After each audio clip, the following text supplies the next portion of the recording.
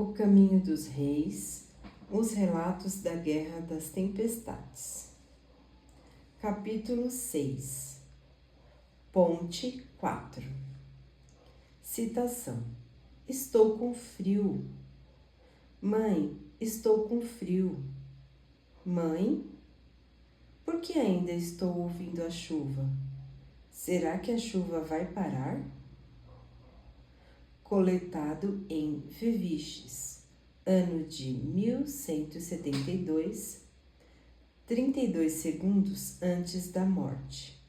O indivíduo era uma criança olhos claros do sexo feminino, com cerca de 6 anos. Tulac deixou todos os escravos saírem das celas ao mesmo tempo.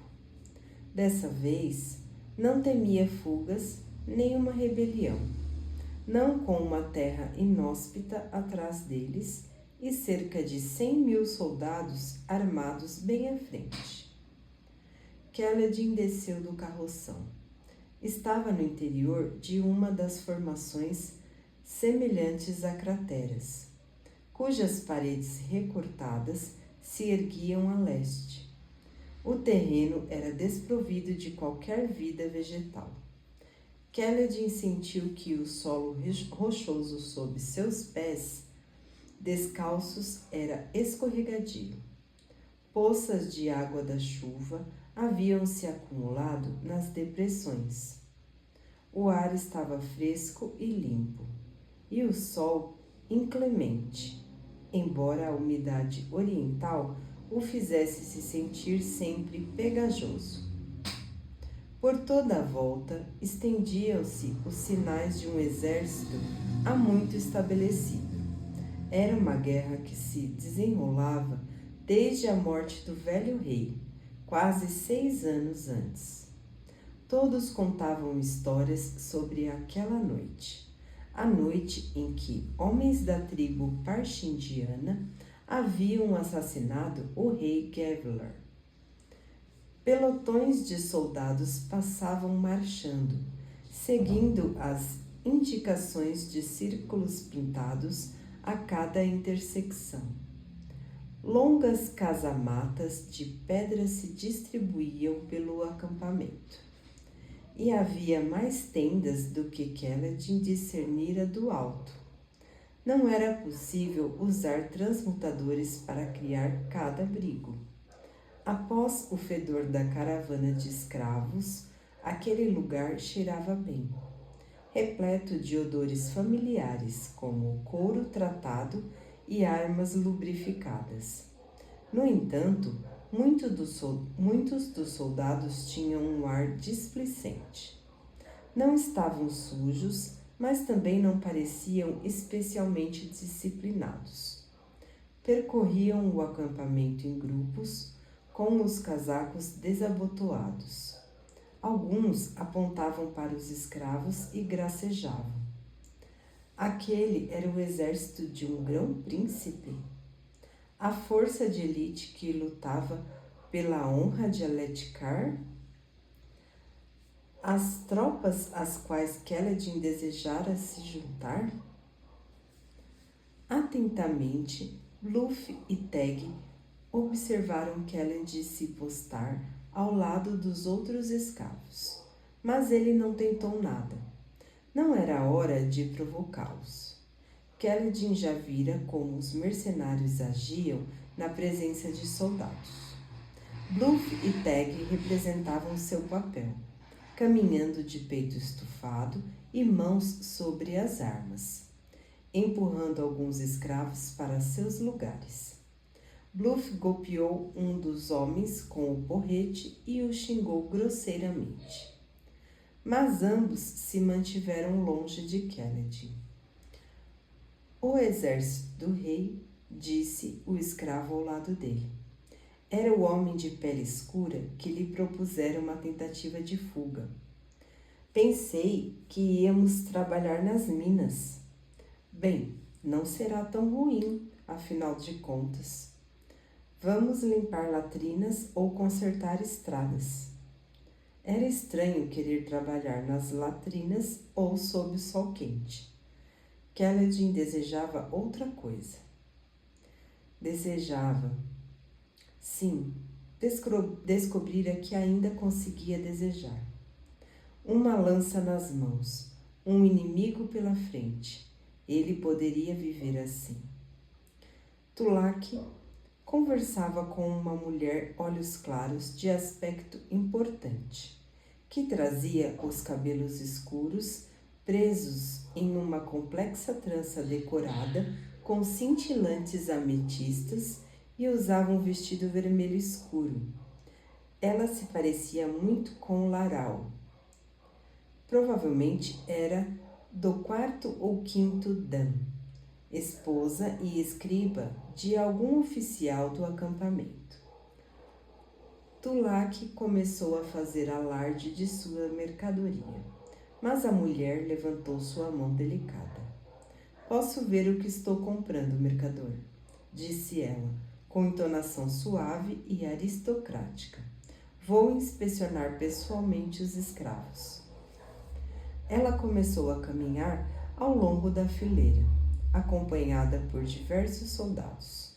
Seu vestido seguia a moda das nobres aletianas, uma peça de seda ajustada ao corpo, com lustrosas saias por baixo, e abotoada da cintura até o pescoço, onde era arrematada por um estreito colarinho bordado a ouro.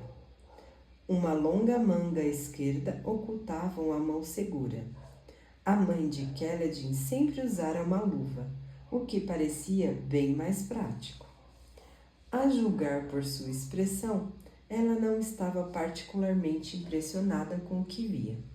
Esses homens estão quase mortos de fome e doentes, comentou ela, pegando uma fina vareta de um jovem assistente e usando-a para levantar os cabelos caídos sobre a testa de um dos homens e inspecionar sua marca.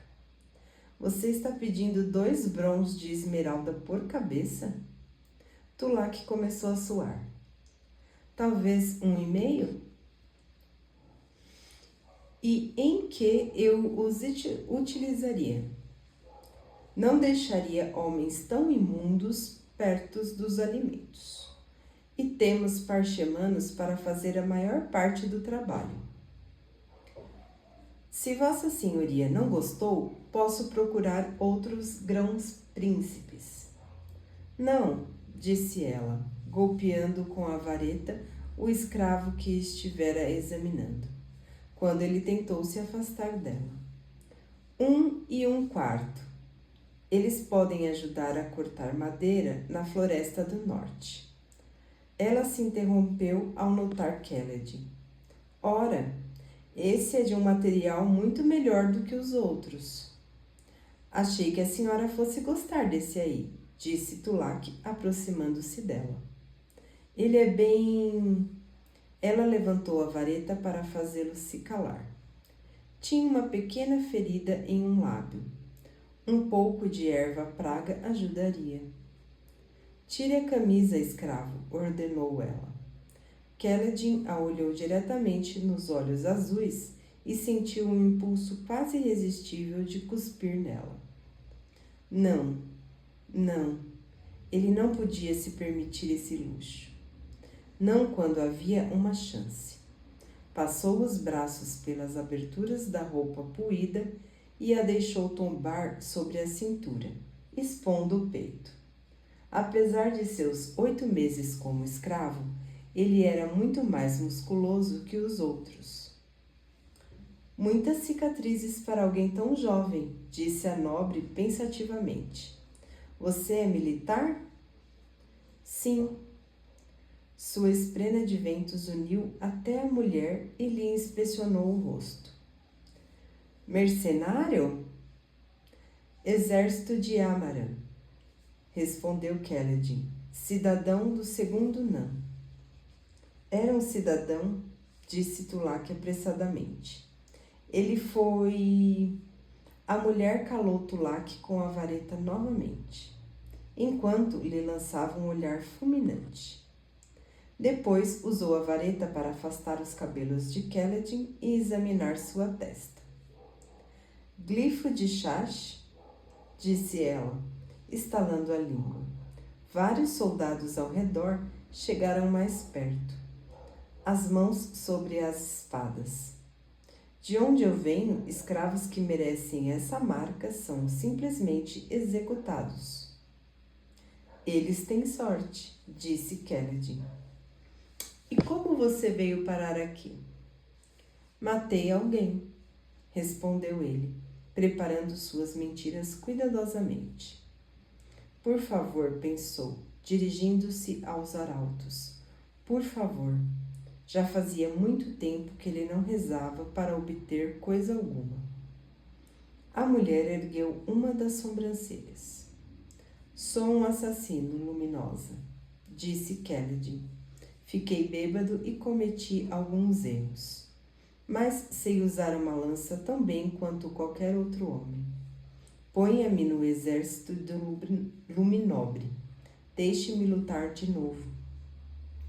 Confessar um assassinato acidental era uma mentira estranha. Mas a mulher jamais o deixaria lutar se achasse que ele era um desertor. Por favor, pensou ele. Voltar a ser um soldado parecia naquele momento a coisa mais gloriosa que jamais desejara. Era muito melhor morrer em um campo de batalha do que definhar limpando penicos. Tulak se postou ao lado da mulher olhos claros, olhou para Kaledin e suspirou. Ele é um desertor, Luminosa. Não dê ouvidos a ele. Não. Um escaldante acesso de fúria consumiu as esperanças de Kaledin, que estendeu as mãos para Tulak. Ia estrangular aquele rato. E alguma coisa estalou em suas costas. Ele grunhiu e caiu de joelhos. A olhos claros recuou alarmada e pousou a mão segura sobre o peito. Um soldado segurou Kaledin e o ajudou a se levantar. Bem, disse ela finalmente, é uma pena. Eu sei lutar, rosnou Kaledin, vencendo a dor. Me dê uma lança, me deixe. A mulher o silenciou erguendo a vareta. Luminosa, disse Tulak sem olhar Kaledin nos olhos. Eu não confiaria nele com uma arma. É verdade que ele é um assassino, mas também é conhecido por ser desobediente e liderar rebeliões contra seus senhores. Eu não posso vendê-lo à senhora como soldado. Minha consciência não permite. Ele hesitou. Ele pode ter corrompido todos os homens de sua cela com conversas sobre fugir. Minha honra exige que eu diga isso à senhora. Kaledin rilhou os dentes. Sentiu-se tentado a derrubar o soldado atrás dele, pegar a lança e passar seus últimos momentos enfiando-a na volumosa barriga de Tulak. Por quê? Por quem importava a Tulak o tratamento que ele receberia por parte daquele exército? Eu não deveria ter rasgado aquele mapa, pensou. O rancor é retribuído com mais frequência que a bondade. Era uma das frases de seu pai. A mulher assentiu e se afastou. Me mostre quais são, disse ela. Vou ficar com eles mesmo assim, pela sua honestidade. Precisamos de novos carregadores de pontos. Tulak assentiu ansiosamente. Antes de se afastar, parou e se inclinou para Kaledin. Não posso confiar no seu comportamento. As pessoas desse exército vão me culpar se descobrirem que eu não revelei tudo o que eu sei. Eu sinto muito. Dito isso, afastou-se às pressas. Kaledin emitiu um som gutural e se livrou dos soldados, mas permaneceu na fileira. Que assim fosse. Cortar árvores, construir pontes, lutar no exército. Nada daquilo importava. Ele apenas continuaria a viver. Haviam tirado sua liberdade, sua família, seus amigos e a coisa mais preciosa de todas, seus sonhos. Não poderiam lhe fazer mais nada. Após a inspeção, a Olhos Claros pegou uma prancheta que estava com sua assistente e fez algumas rápidas anotações em um papel. Tulak lhe entregou um caderno de registros que detalhava quando cada escravo havia pagado para reembolsar sua dívida. Kaledin conseguiu vislumbrar a conclusão. Ninguém pagara nada. Talvez Tulak estivesse mentindo. Não era improvável. Kaledin provavelmente deixaria que todos os seus salários fossem destinados ao pagamento de sua dívida. Queria ver a cara deles quando percebessem que ele estava pagando para ver. O que faria quando ele estivesse prestes a pagar sua dívida? Provavelmente nunca descobriria. Isso pode levar de 10 a 50 anos, dependendo de quanto ganhasse um carregador de pontes. A mulher Olhos Claros encaminhou a maioria dos escravos para os trabalhos na floresta. Meia dúzia dos mais magros foram enviados para os refeitórios, apesar do que ela dissera antes. Aqueles 10, disse ela, apontando com a vareta para Kaledin e os outros ocupantes do seu carroção. Levem eles para as equipes das pontes. Digam a Lamaril e a Gaz que aquele mais alto deve receber um tratamento especial. Os soldados riram. Um deles começou a empurrar o grupo de Kaledin por uma trilha. Kaledin suportou o tratamento. Aqueles homens não tinham motivos para serem gentis, e ele não lhes daria um motivo para serem mais duros. Se havia gente que os soldados cidadãos detestavam mais que os mercenários, eram os desertores. Enquanto caminhava, Kaledin não pôde deixar de notar o estandarte que tremulava acima do acampamento. O símbolo que exibia era idêntico aos dos uniformes dos soldados. Um par de glifos amarelos, formando uma torre e um martelo em um campo verde escuro. Era o estandarte do Grão-Príncipe Sadeias, dirigente supremo do distrito natal de Kaledin. Seria o fato de Kaledin ter ido parar ali uma ironia do destino? Os soldados descansavam, mesmo aqueles que pareciam de serviço, e as ruas do acampamento estavam cheias de lixo. Os civis que seguiam as tropas eram numerosos. Prostitutas, trabalhadoras, toneleiros, fabricantes de velas, cavalariços. Havia até crianças correndo pelas ruelas do que era em parte uma cidade, em parte um acampamento militar. Havia também os parchemanos. Transportavam água, trabalhavam nas trincheiras, carregavam sacos. Isso surpreendeu Kaledin. Os aletianos não estavam lutando contra os parchemanos? Não receavam que aqueles ali se rebelassem? Aparentemente não. Os parchemanos ali trabalhavam com a mesma docilidade dos de Larpetra. Talvez isso fizesse sentido.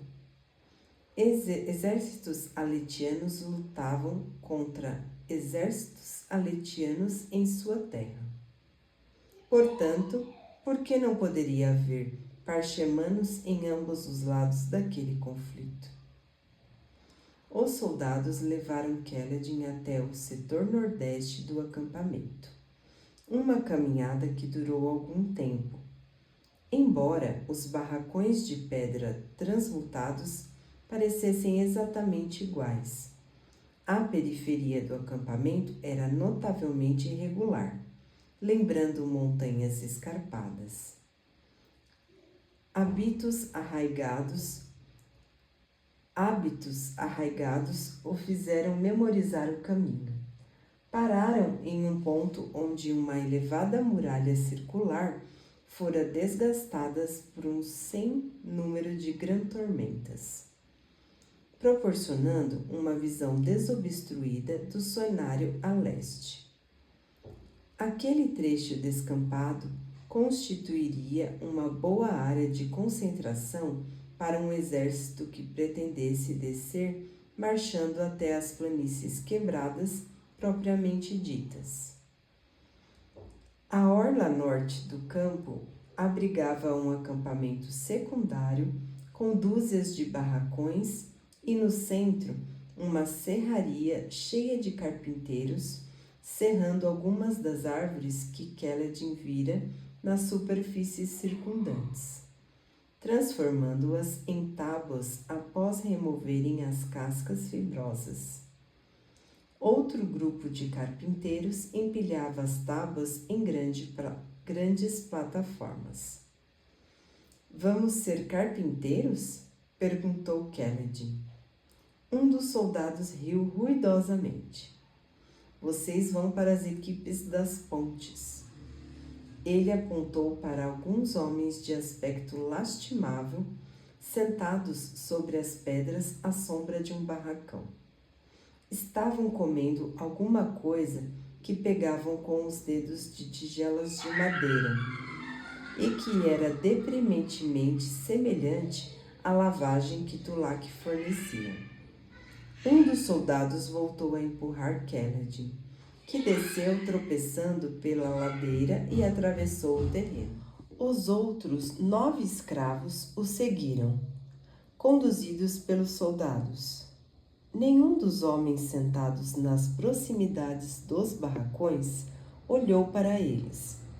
Usavam coletes de couro e calças simples, às vezes com camisas sujas, às vezes com o torso nu.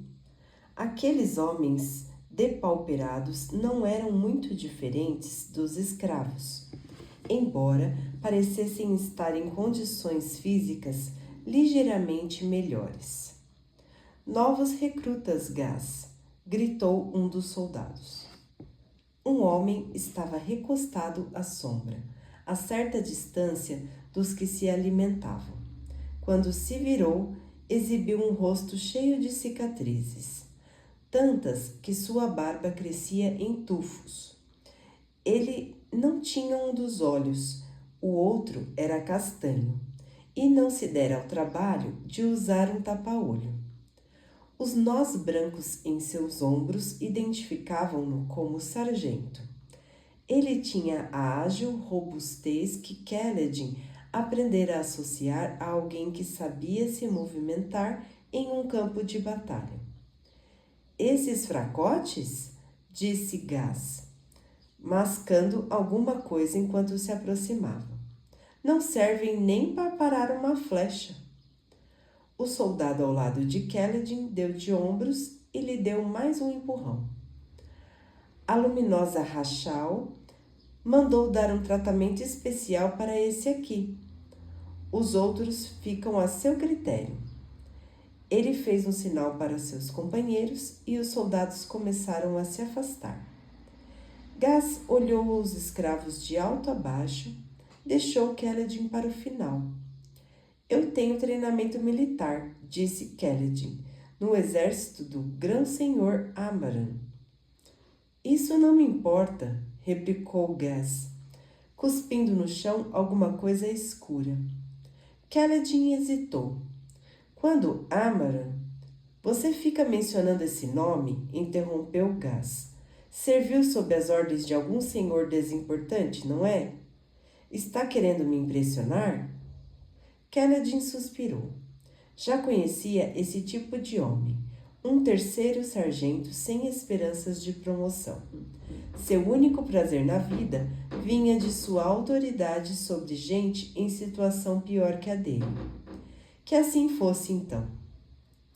Você tem uma marca de escravo, disse Gás, sorrindo desdenhosamente. Duvido que já tenha segurado uma lança. Seja lá como for, vai ter que se dignar a fazer parte do nosso grupo, Vossa Senhoria. A esprena de Kaledin voou até Gas e o inspecionou. Depois, como que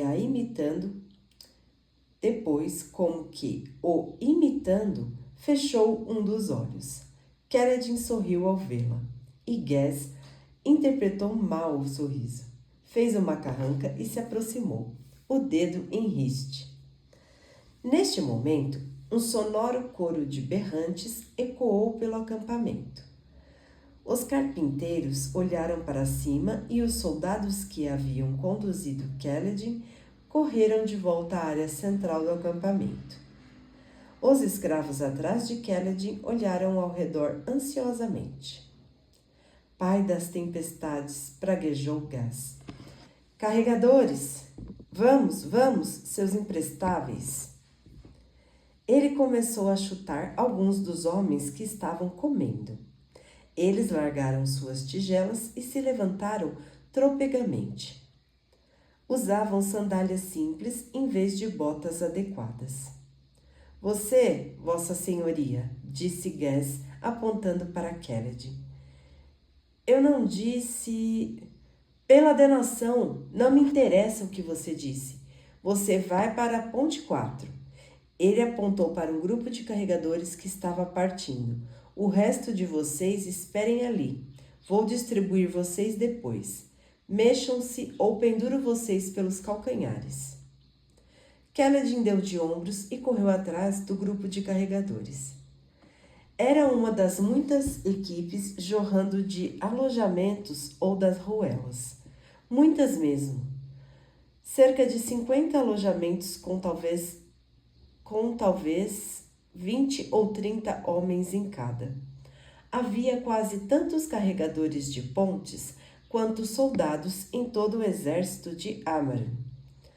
A equipe de Kaledin atravessou o terreno, zigue-zagueando em meio a tábuas e pilhas de serragem e se aproximando de uma grande engenhoca de madeira.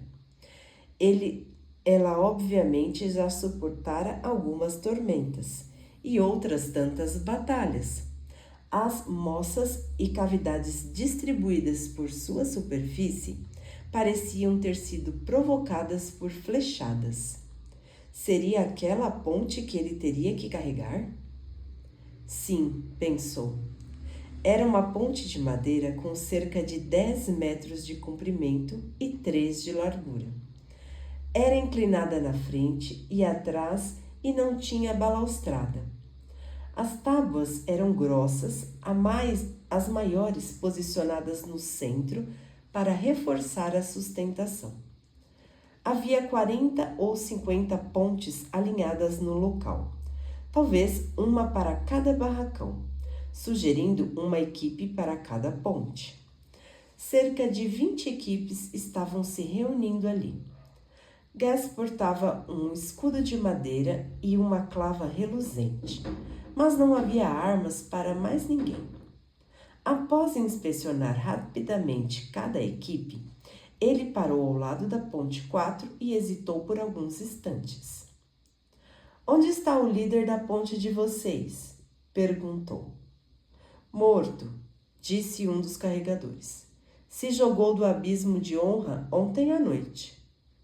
Gas praguejou. Vocês não conseguem manter um líder nem por uma semana? Raios!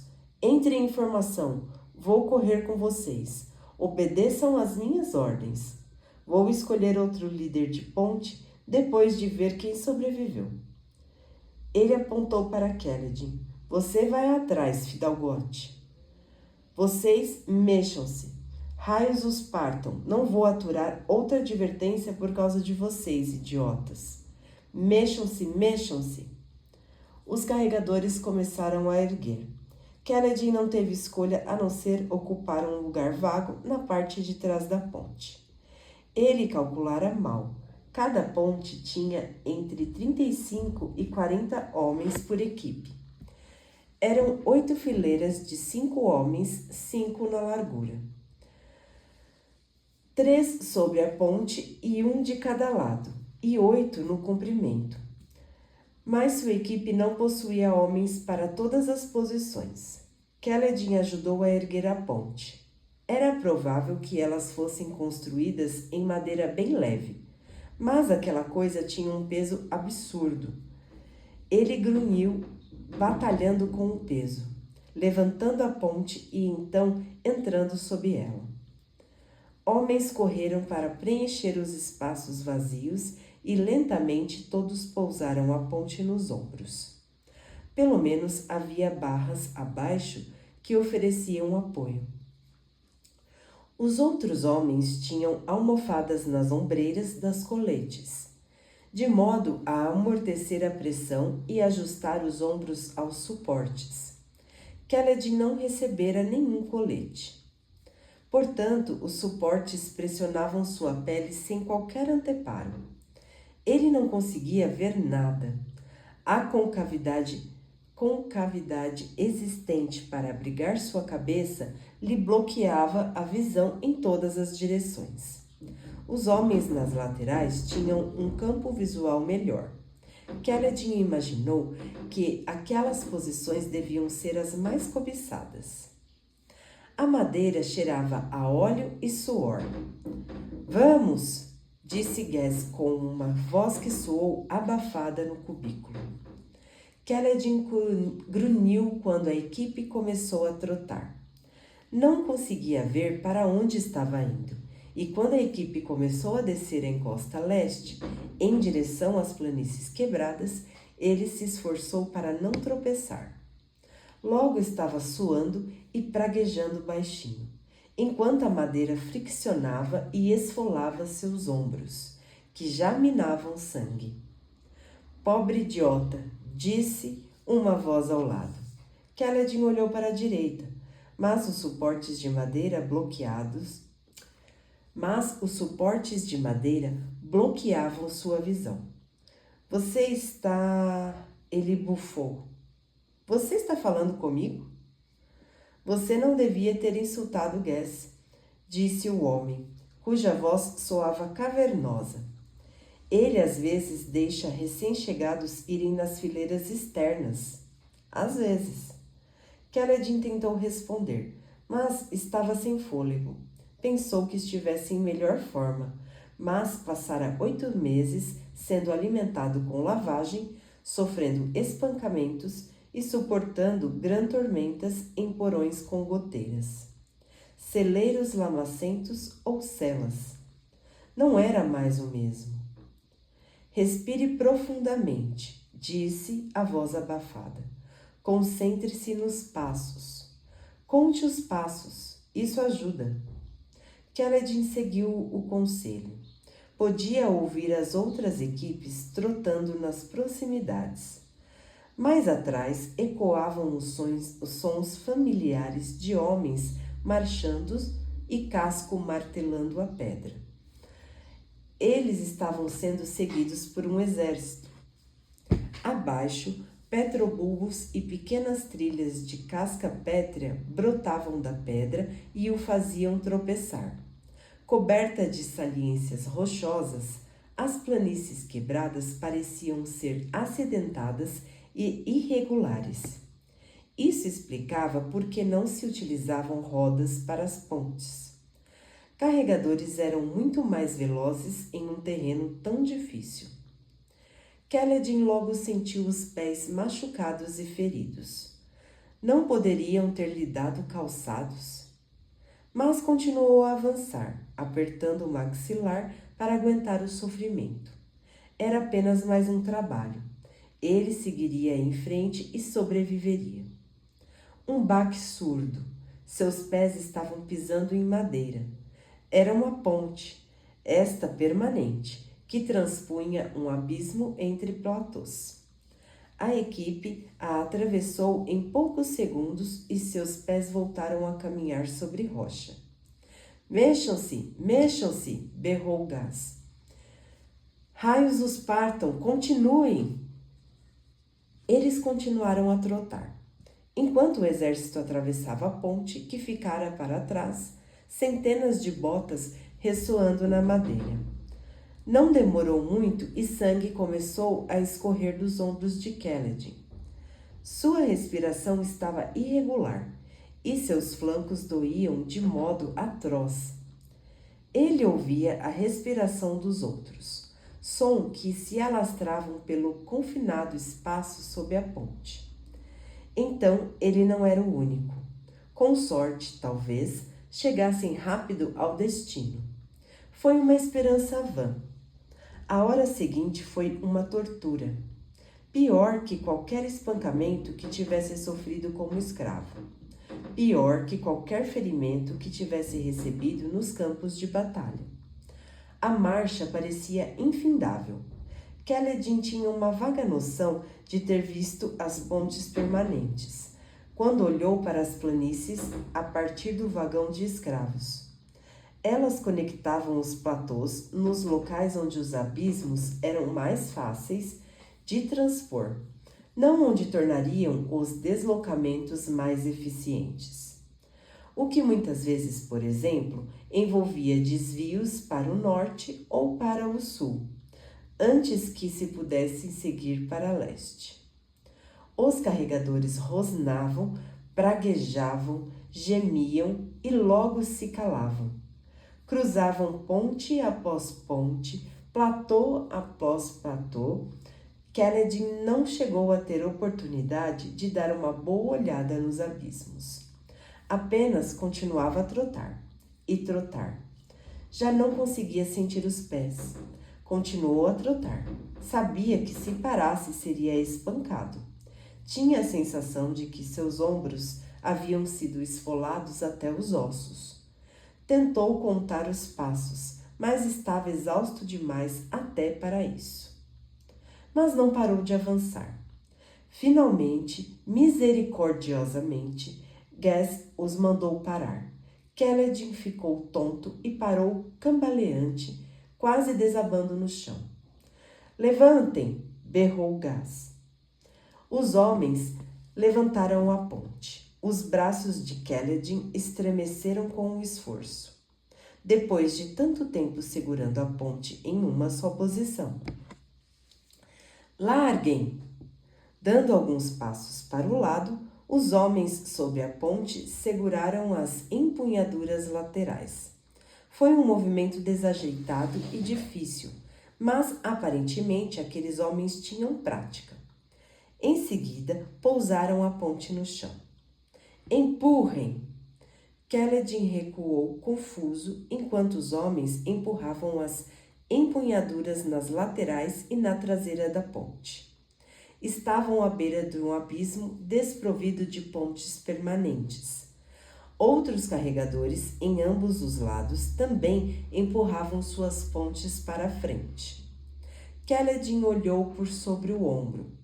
O exército era composto por aproximadamente 2.000 homens vestidos de branco e verde floresta. Eram 1.200 lanceiros olhos escuros e algumas centenas de cavaleiros montando raros e preciosos cavalos. Mais atrás, a infantaria pesada. Um grande grupo de olhos claros metidos em espessas armaduras, empunhando maçãs e escudos de aço quadrados. Haviam escolhido, ao que parecia, um local onde o abismo era estreito e o primeiro platô um pouco mais elevado que o segundo. A ponte tinha um comprimento 2 vezes maior que a largura do abismo. Percebendo que Gas o xingava, Kaledin se juntou aos demais, no esforço de empurrar a ponte sobre o solo pedregoso. Quando ela, enfim, se acomodou no outro lado, com um baque seco, os carregadores se afastaram para deixar a cavalaria passar. Kaledin estava exausto demais para observar. Tombou sobre as pedras e se deitou de costas, escutando os passos da infantaria retumbarem pela ponte. Virando a cabeça para o lado, viu que os outros carregadores haviam caído também. Com o escudo pendurado nas costas, Gás caminhava em meio a eles, balançando a cabeça e resmungando alguma coisa sobre a inutilidade dos carregadores. Kaledin desejou permanecer ali, olhando para o céu, alheio ao mundo. Seu treinamento o alertava, no entanto, que isso poderia lhe causar câimbras. O que faria o caminho de volta ser ainda pior. Aquele treinamento pertencia a outro homem, de outra época, quase da Era Sombria. Porém, embora Kaledin pudesse não ser mais aquele homem, podia ainda escutá-lo. Portanto, com um gemido, obrigou-se a sentar e massagear os músculos. Os soldados atravessavam a ponte em fileiras de 4, com as lanças erguidas e os escudos à frente. Gás os observava com óbvia inveja, enquanto a esprena de Kaledin dançava ao redor de sua cabeça. Apesar da fadiga, Kaledin sentiu um pouco de ciúme. Por que estaria ela se ocupando com aquele fanfarrão, em vez de se ocupar com ele? Após alguns minutos, Gás notou Kaledin e franziu o senho. Ele está se perguntando por que você não está deitado, disse uma voz familiar.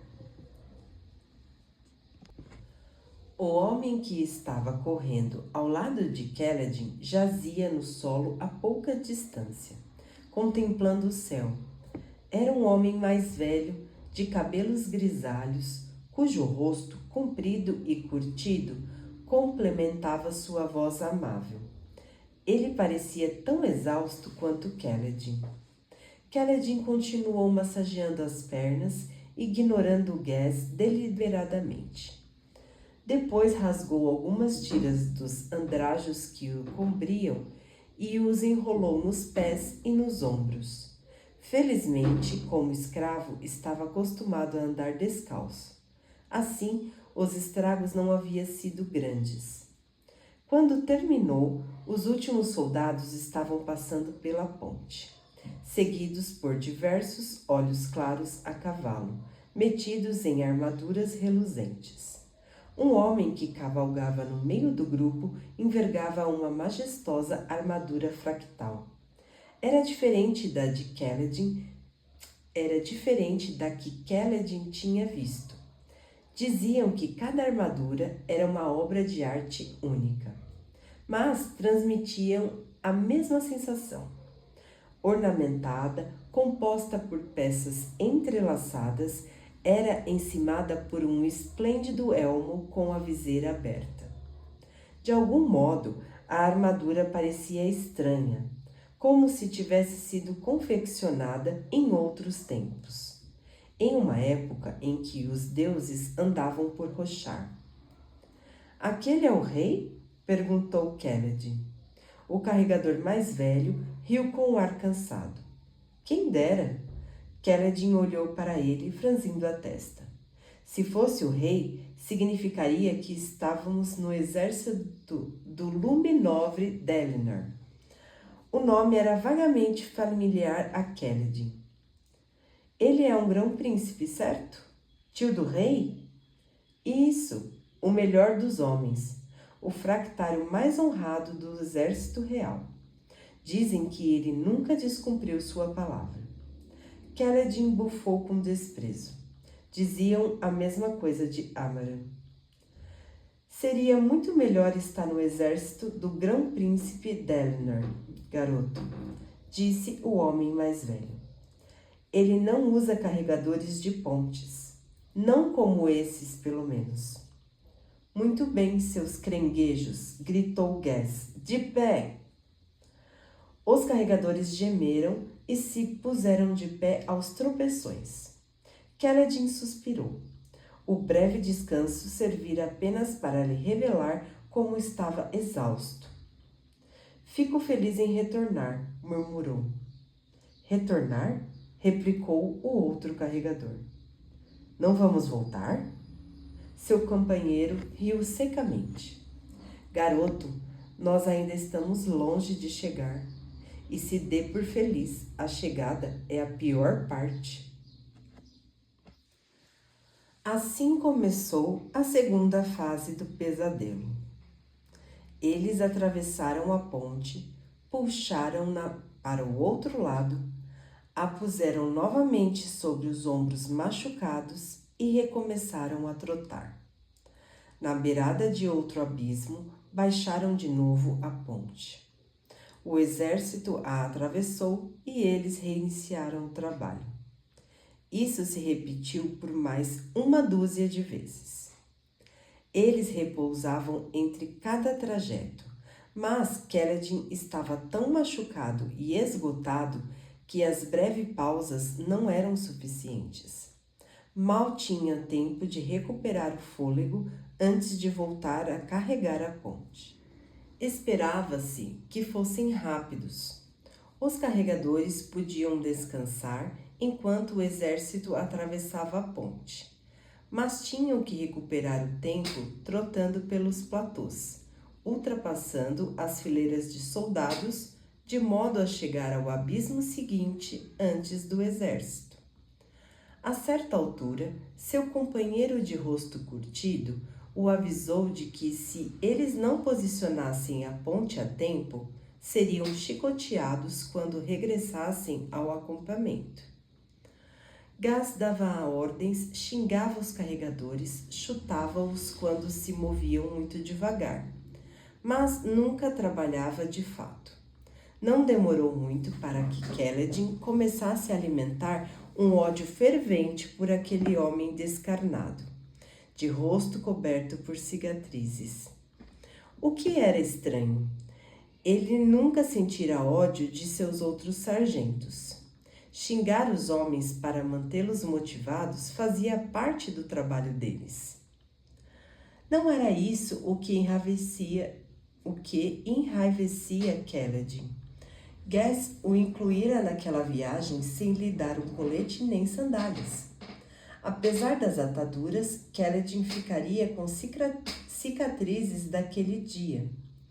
E de tão machucado e dolorido, não conseguiria nem andar no dia seguinte. O que Gas fizera era a marca de um valentão mesquinho. Arriscara a missão ao perder um carregador por conta de uma implicância precipitada. Homem tormentoso, pensou Kaledin, usando seu ódio por Gas para sustentá-lo durante a provação. Diversas vezes, após empurrar a ponte para o lugar, Kaledin desabou no chão, certo de que jamais voltaria a se levantar. Mas quando Gas gritava para que os carregadores se pusessem a postos, Kaledin de alguma forma conseguia se erguer. Era isso ou deixar que Gas vencesse. Por que estariam passando por tudo aquilo? Qual era o objetivo? Por que tanta correria? Eles tinham que proteger a ponte. Aquele peso, aquela carga preciosa. Tinham que sustentar o céu e trotar. Ele estava começando a delirar.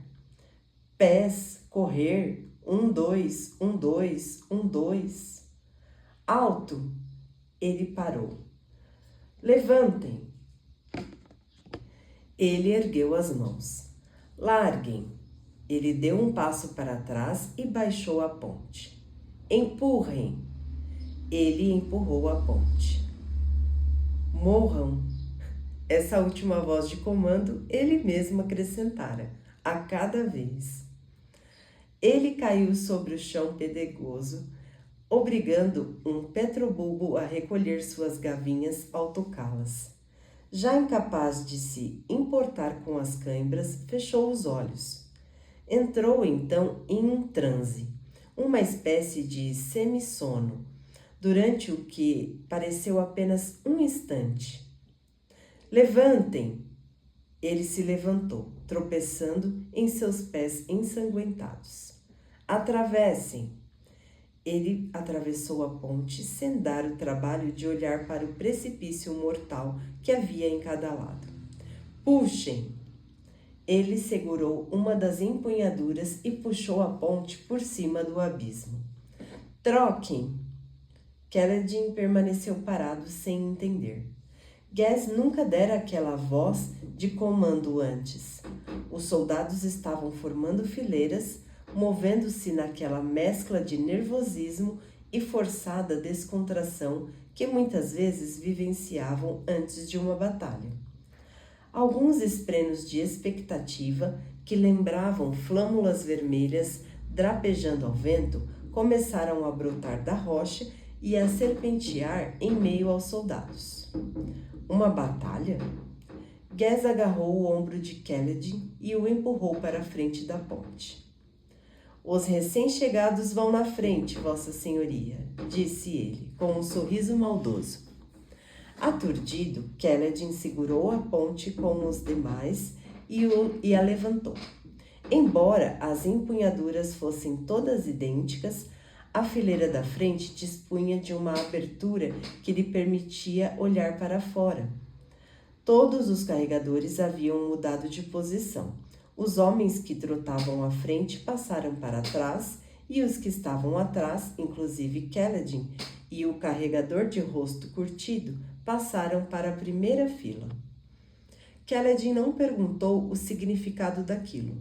Não se importava, mas gostou de estar ali. Trotar ficava mais fácil e ele conseguia enxergar adiante. A paisagem era a das terras tempestuosas. Embora se vissem tufos de gramas dispersos, a rocha ali era dura demais para que suas sementes se implantassem plenamente. Os petrobulbos eram mais comuns, brotando por todo o platô, como pedras do tamanho da cabeça de um homem. Muitos estavam abertos e estendiam suas gavinhas, que pareciam línguas verdes. Alguns estavam até florescendo. Após tantas horas respirando na asfixiante concavidade sob a ponte, trotar à frente era quase relaxante. Por que haviam entregado a um recém-chegado uma posição tão maravilhosa? Talenelatelin, portador de todas as agonias, disse o homem à sua direita, com voz aterrorizada. A coisa vai ficar feia, eles já estão alinhados.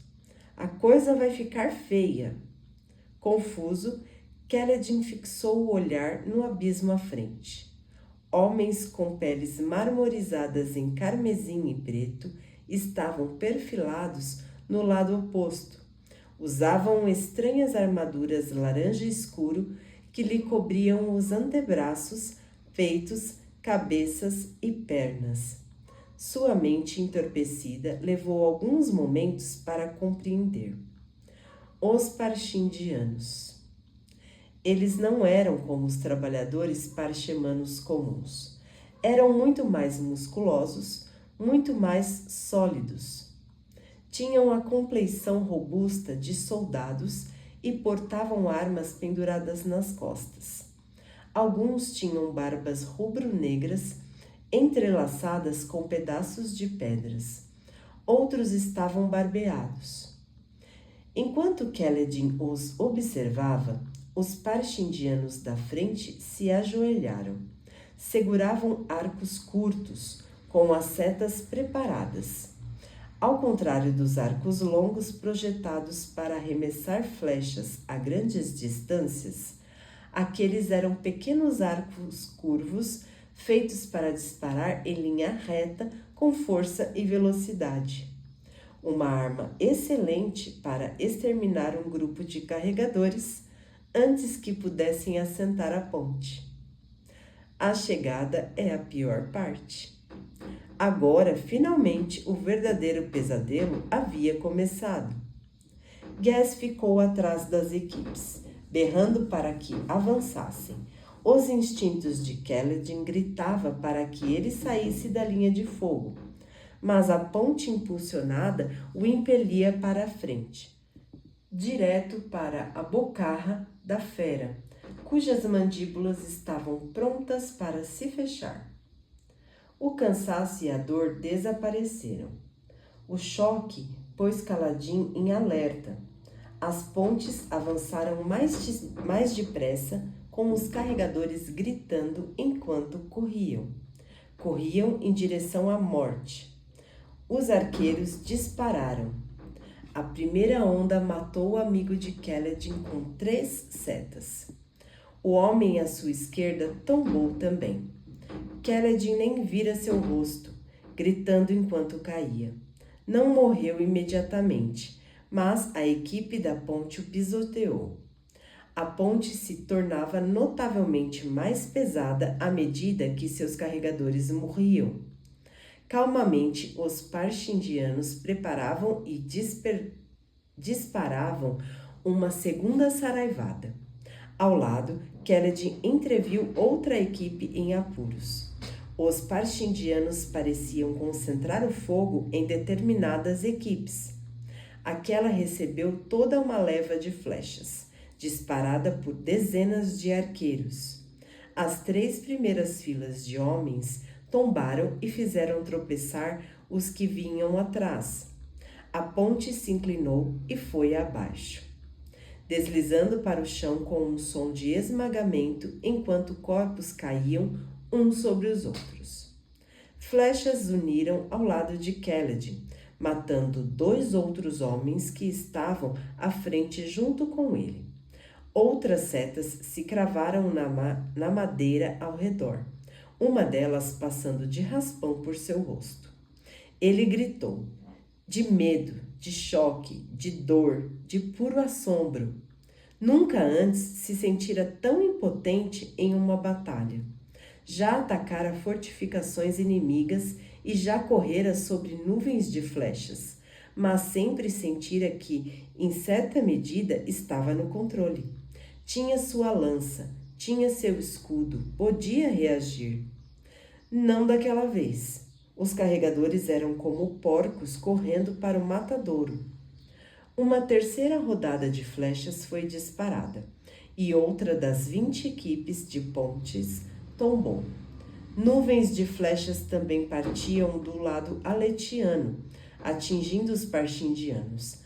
A ponte de Kaladin estava quase chegando ao abismo. Ele já conseguia ver os olhos negros dos parshindianos do outro lado. Distinguia os traços de seus rostos marmorizados. Por toda a volta, carregadores gritavam de dor, enquanto setas os derrubavam sob as pontes. Outra ponte desabou com estrondo, seus carregadores mortos.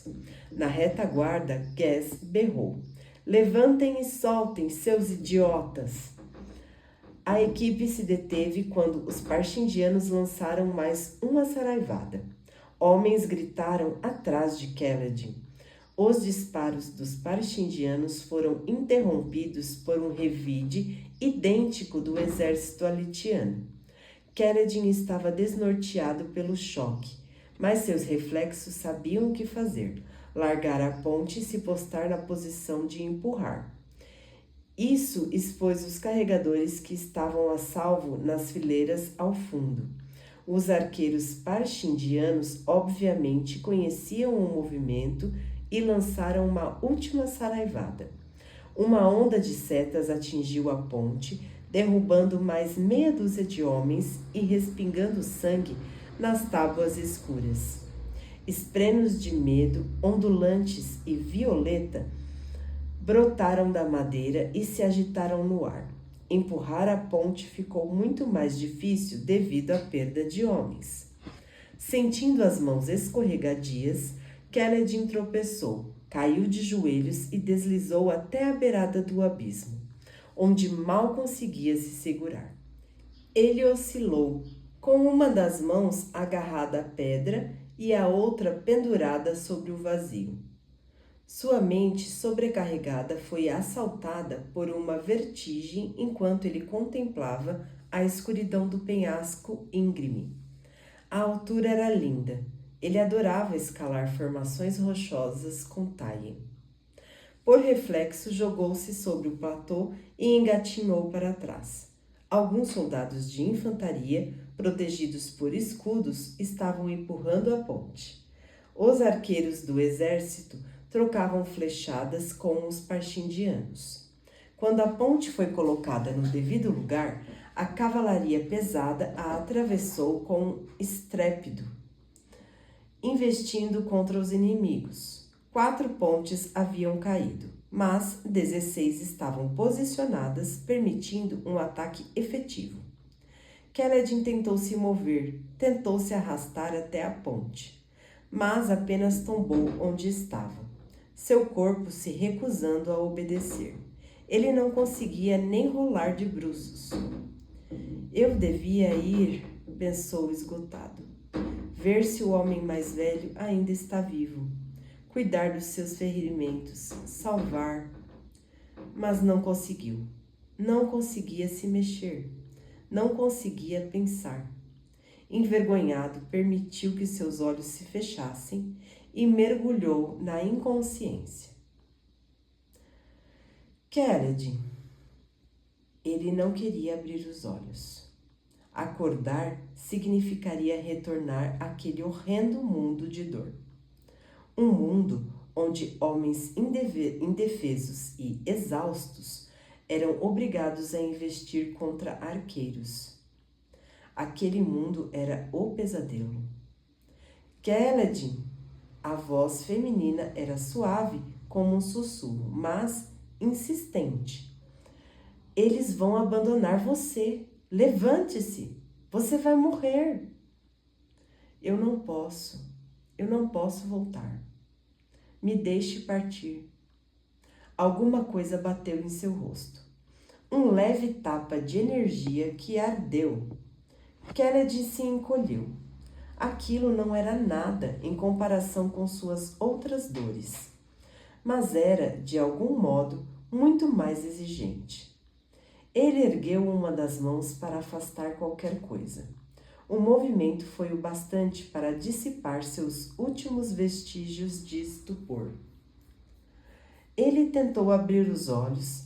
Um deles se recusou a fazê-lo, pois o sangue de um corte no rosto havia escorrido e formado uma casca sobre a pálpebra. O sol se movera. Horas haviam se passado. Gemendo, ele se sentou e removeu o sangue seco que lhe cobrira o olho. O solo ao redor estava cheio de cadáveres. O ar cheirava a sangue e coisas piores. 2 arrasados carregadores sacudiam os homens caídos para verificar se estavam mortos. Caso estivessem, afugentavam os creguejos que os devoravam e lhes arrancavam os coletes e as sandálias. Jamais se dariam ao trabalho de examinar Kaledin, que não tinha nada que valesse a pena ser levado. Simplesmente o abandonariam no platô, junto aos cadáveres. A esprena de Kaledin zumbiu no ar, ansiosamente. Ele esfregou o queixo onde ela o golpeara. Esprenos grandes como ela podiam mover pequenos objetos e aplicar pequenos beliscões de energia, o que os tornava mais incômodos. Mas daquela vez, provavelmente ela salvara a vida de Kaledin, que grunhiu ao perceber quantos lugares em seu corpo estavam doloridos. Você tem nome, espírito? Perguntou ele, erguendo-se penosamente nos pés machucados. No platô para o qual o exército cruzara, soldados examinavam os corpos dos parxindianos mortos, procurando alguma coisa, equipamentos talvez. Ao que tudo indicava, as forças de Sadias haviam vencido. Pelo menos não se via nenhum parxindiano vivo. Haviam sido mortos ou fugido. O platô onde a luta fora travada parecia exatamente igual aos que eles haviam atravessado. A única diferença era que no centro havia um grande... alguma coisa. Lembrava um enorme petrobulbo, talvez um grande casulo ou concha, com cerca de 6 metros de altura. Um dos lados fora aberto. deixando à mostra viscosas entranhas. Kaledin não notara aquilo no início da luta. Os arqueiros que haviam exigido toda a atenção. Um nome, disse a esprena de vento, a voz distante. Sim, eu de fato tenho um nome. Ela olhou para Kaledin com ar de surpresa. Por que eu tenho um nome? Como que eu vou saber? Respondeu Kaledin, forçando o corpo a se mover. Seus pés ardiam de dor. Ele mal conseguia mancar. Os carregadores nas proximidades o olharam intrigados, mas ele os ignorou. Capengou então pelo platô até encontrar um carregador morto, ainda de colete e sapatos. Era o homem de rosto curtido, que fora tão amável com ele. Uma flecha lhe trespassara o pescoço. Kaledin ignorou seus olhos surpresos que fitavam cegamente o céu, e recolheu suas roupas, colete e sandálias de couro, camisa manchada de sangue. Sentiu desprezo por si mesmo, mas não podia contar com Ges para lhe fornecer roupas. Ele se sentou e usou as partes mais limpas da camisa para substituir suas ataduras improvisadas. Depois, vestiu o colete e calçou as sandálias, evitando se mexer muito. Uma brisa começou a soprar, afastando o cheiro de sangue e os sons emitidos pelos soldados que chamavam uns aos outros. A cavalaria já se reagrupava, como que ansiosa para retornar. Um nome, disse a esprena, caminhando pelo ar até parar em frente ao rosto dele. Estava em sua forma feminina, com saia esvoaçante e pés delicados. Silfrena, repetiu Kaledin, amarrando as sandálias. Sil, disse ela, inclinando a cabeça. Engraçado, parece que eu tenho um apelido. Parabéns. Kaledin se pôs de pé tropegamente. Não muito longe estava Ges, com as mãos nos quadris e escudo preso às costas. Você, disse ele, apontando para Kaledin e em seguida para a ponte. Você deve estar brincando, respondeu Kaledin, olhando para os carregadores remanescentes da equipe inicial, que estavam agrupados em torno da ponte. Eram menos da metade do efetivo inicial. Ou carrega ou fica para trás, disse Ges. Parecia estar irritado com alguma coisa. Ele esperava que eu morresse, percebeu Kaledin. Foi por isso que não se incomodou de me dar um colete nem sandálias. Eu estava na frente. Ele fora o único da primeira fila que havia sobrevivido. Kaledin quase se sentou e deixou que o abandonassem. Mas morrer de sede em um platô isolado não era a sua preferência. Cambaleou até a ponte. Não se preocupe, disse um dos carregadores. Eles vão nos deixar ir devagar agora, com várias paradas, e vamos ter a ajuda de alguns soldados. São necessários 25 homens para levantar uma ponte. Kaledin suspirou e ocupou um lugar, enquanto alguns desafortunados soldados se juntavam a eles. Juntos ergueram a ponte no ar. Estava tremendamente pesada, mas de alguma forma eles conseguiram. Kaledin andou se sentindo entorpecido. Achara que não havia mais nenhum mal que a vida pudesse lhe trazer. Nada pior que ser marcado com um cheque de escravo. Nada pior que perder tudo o que tinha para a guerra. Nada mais horrível que falhar com aqueles que jurara proteger. Ao que parecia, ele estava errado. Ainda havia um mal que podiam lhe fazer, um último suplício que o mundo lhe reservara exclusivamente. Chamava-se Ponte 4.